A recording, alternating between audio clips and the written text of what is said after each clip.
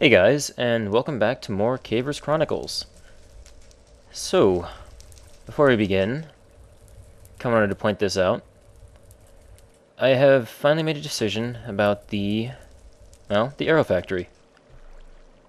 As you can see, I decided that given how much is still left that I want to do in this world before we move on, that my current stockpile of arrows should get us through all that.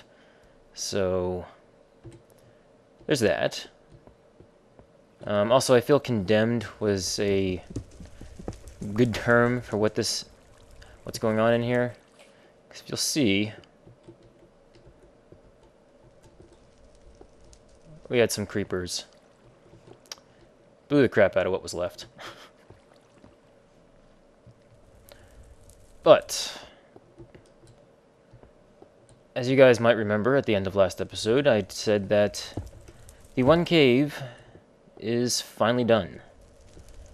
And it seems I was partially mistaken, that what I mistook for the last throes of death that the one cave was struggling to give us were actually whatever comes right before death throes, because it decided to go and throw a couple more spaces out at us. And it turns out there was one other one that I remember looking at and completely forgot I left a torch at, so when I said there was one left last time, it turns out there were two. Also, this one's kind of a bit of a whoops, my bad, I'm sorry kind of thing. If you guys remember the checklist that I listed a few episodes back,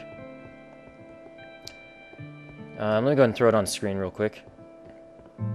So if you guys see that last one that says, I don't know, I'll make something interesting up when I'm actually typing it when I'm editing, but that last one that doesn't actually list anything in particular, the one that I said I would talk about later we'd get to, well, if you guys notice along here, you might notice something a little different. We don't have the wild creep anymore.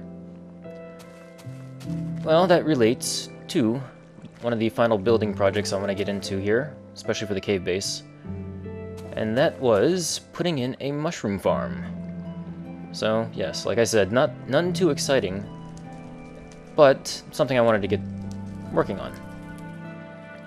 Anyway, I thought what I would do is spend a little time, just digging out the room back there, because you guys might recall I pointed out behind the room that, I think,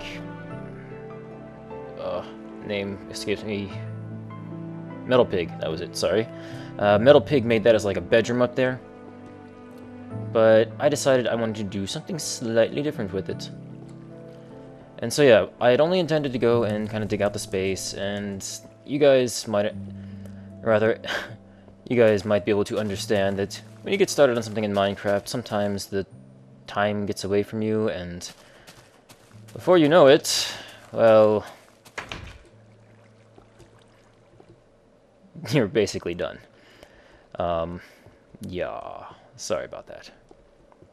But to make it up to you, what I'm thinking is I will actually go ahead and put out a video, possibly the same day you're seeing this, of me doing a nice little sped up build video showing you guys how I actually made this. I think it's pretty cool. It's fully automated. As you can see, I've got the chutes back here for water. So everything ends up coming down into this little trough. And where does that trough go? Because that doesn't look easy. And, well, it's not. Let's head on back downstairs.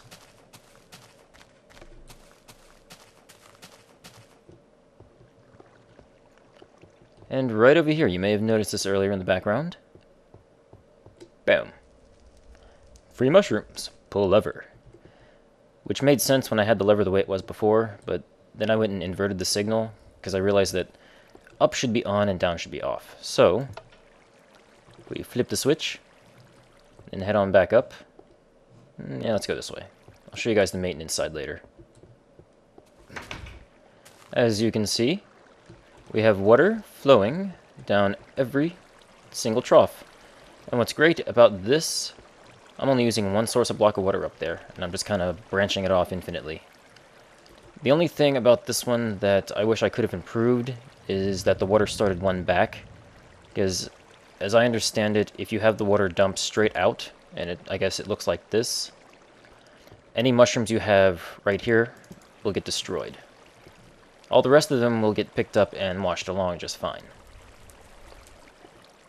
Now, to kind of explain the design of this thing, for those of you who may not be familiar with it, these top rows here are used for the place where you plant your seed mushrooms. And by seed mushrooms, I of course mean, thanks to mushroom spreading, these are the ones that you never harvest, never touch, and they'll just spread down to these lower levels.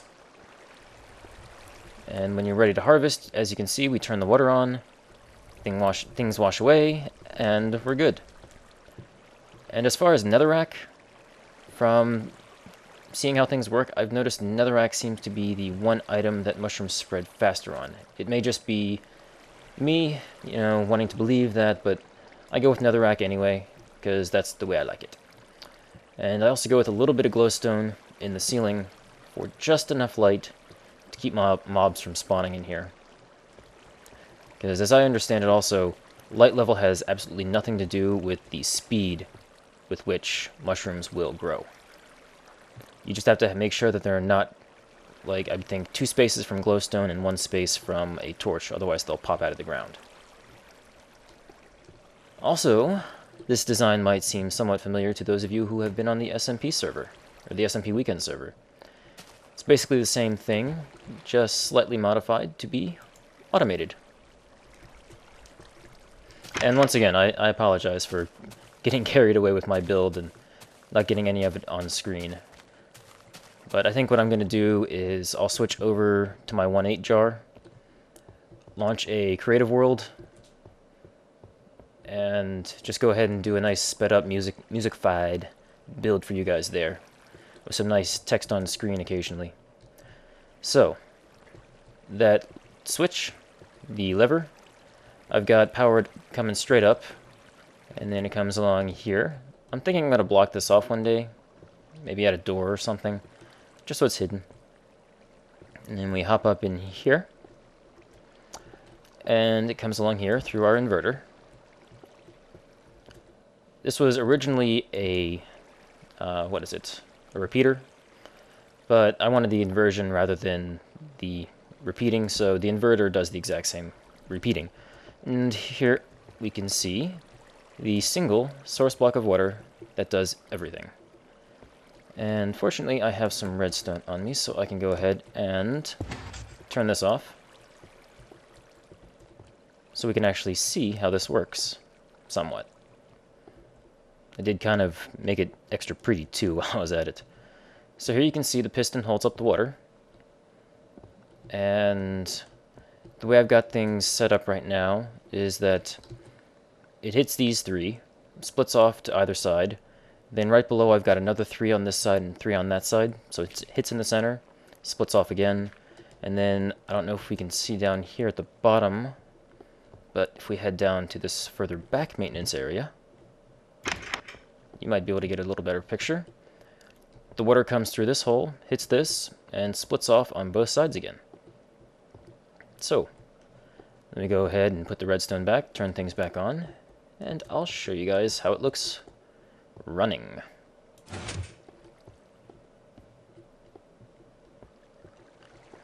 And there you have it. Comes through all the way.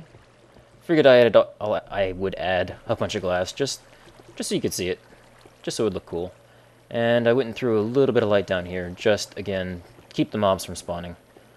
Seems to be bright enough, and it doesn't affect in there, thankfully, because it has to come up enough spaces and then go through water, which I believe blocks 2 levels worth of light as it passes through. And so right here, I've left these dirt blocks as an easy way just to be able to check out the flow. Sort of a maintenance block, if you will. And I guess the last thing to show you guys is how the water flows properly and brings us all the items all the mushrooms to our little collection point. So let me turn things off real quick, and I'll join you guys in a second. Okay, here we are, with all the seed mushrooms now in place.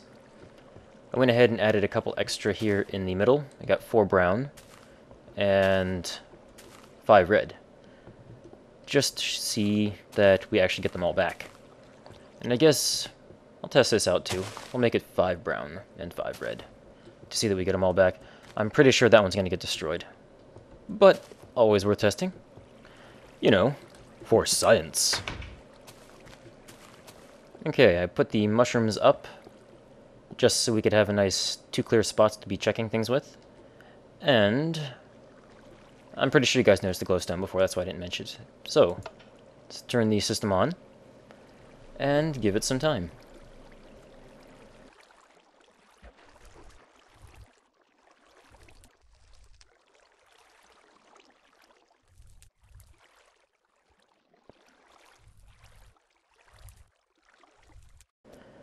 Huh. Seem to be missing a couple reds. That's weird. I mean, I've done plenty of tests with the water flow up there by throwing items into the stream, and everything's always come down, so that's weird. Does water have a chance to destroy mushrooms? I don't know, I mean, this is still the 173 jar, so it's not like any recent changes to Minecraft would have affected this farm. So I don't know, is there something in 173 I don't know about? Oh. Well, that's irritating. There's my other 2.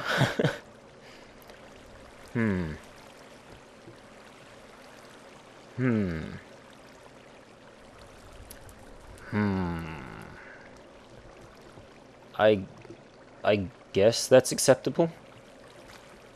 Kind of irritating, though.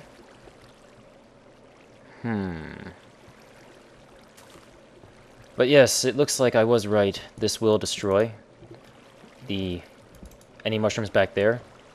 And there's a very good reason why I didn't actually go and fix this. Because it would have been really simple.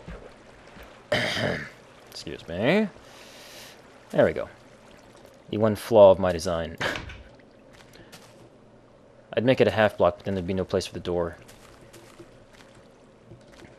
Anyway, let me jump around back to the maintenance side. Okay, so why did I not push this one further back? And with all the smooth stone it seems like I replaced things with, why is there still cobble here? Well, quite simple. This is in the way. But what's this? I'm glad you asked. Something I worked on a little bit off screen a week or so ago. And I was actually planning on showing it to you guys when we were done with the caves and we're actually going to get back to work on the stations. But I figure since it was in the way of our latest project, I'll show it to you now. So, as you can see, I've set up a bit of a temporary starting position here. And if we hop in, this is what's in the way now.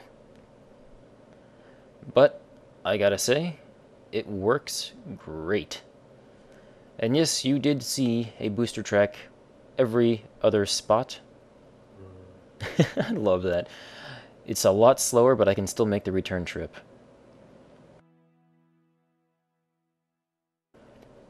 Yeah, I was just saying, that was a booster every other track. Seems going uphill, you lose your momentum incredibly fast, so I think the best you can get away with is 1 every 4, so you know, 3 regular and then a booster. But that's only just enough to get you to the next booster, not to keep you at max speed, as you guys know I have been trying to do here. Haha. So yes, as you can see, I've gotten practically no more work done, but I believe I did pick out that this spot right here is where I'm going to put the next piston for the departures. if I end up needing it. Because I think with the Pez dispenser, all I'll have to do... No, I'll definitely have to put the booster track here, because I'm going to want the thing to stop, and then I can... Okay, yes. Been a couple weeks since I've played with all this stuff and thought about it, so... Head's a little loopy on those details. Anyway, let's head back. Wanted to show you guys heading all the way back down to the cave. And show you that it seems I got lucky, possibly, and that...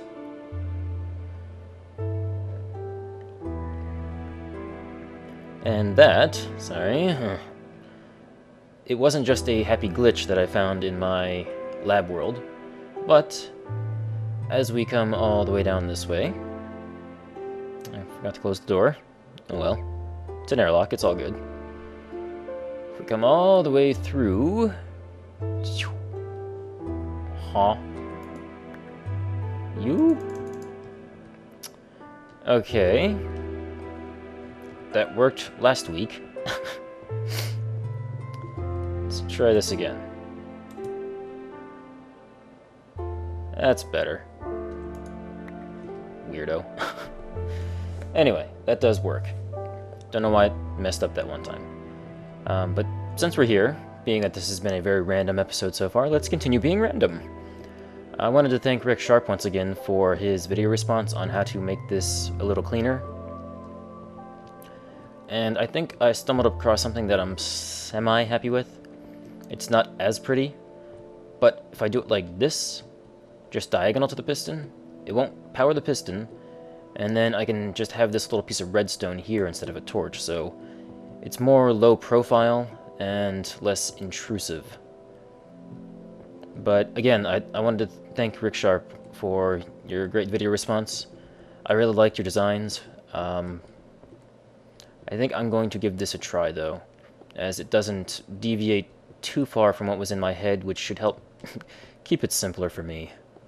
And as you can see, I believe I am going to go with the lever, so that way, as I'm coming along, it doesn't matter which one I hit. As long as I hit one of them, the piston goes up and I will stop. And in my testing, I found that I need at least 3 to be there. Otherwise, I end up missing one of them. So,